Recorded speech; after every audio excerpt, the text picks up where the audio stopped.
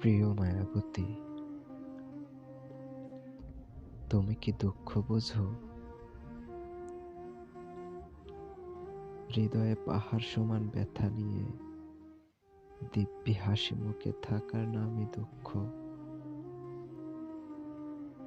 ওই যে সন্ধ্যা নামলে যে পাখিটা নিঃসঙ্গ আকাশে উড়ে বেড়ায়, তার দুঃখ কেউ বোঝে না। মানুষের দুঃখ বলতেও নিজের একটা মানুষ লাগে, একটা মনোযোগী মানুষ, একটা বিশ্বস্ত নির্ভরযোগ্য মানুষ।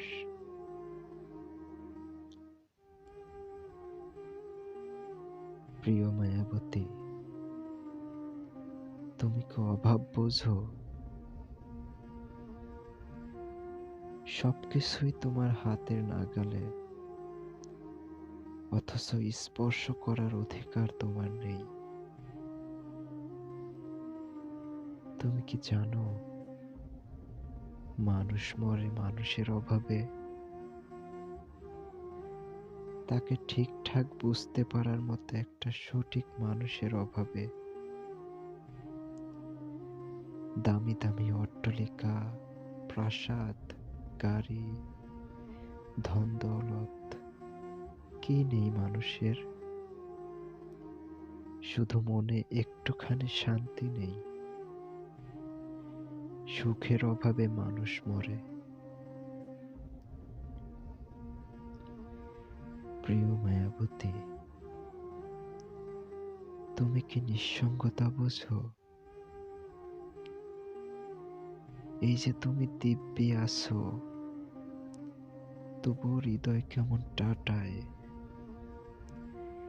এত মানুষের ভিড়ে সব মুখ যেন অচেনা খুব। তুমি আছো, পৃথিবীতে সব আছে, তবুও কেমন নিঃসঙ্গতায় মৌন পাহাড়ের মতো ঠায় দাঁড়িয়ে থাকি। ওই যে রাতের আধারে ডাহুক পাখির কান্না, শুনতে পারো কি? সে তো নিঃসঙ্গতার উপমা। কেউ থাকার পরেও নিজেকে একা লাগার মতো এমন বাজে যন্ত্রণা আর হয় না।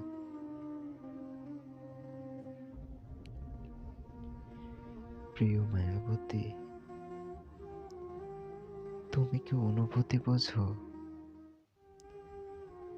আর কাউকে না, পৃথিবীর কোটি কোটি মানুষের মধ্যে ঠিক একটা মাত্র মানুষের জন্যই মন পড়ে যাওয়া, মায়া লাগা,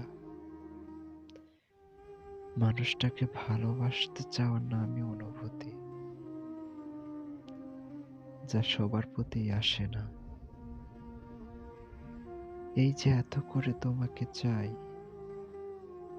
তুমি আর বুঝলে কই?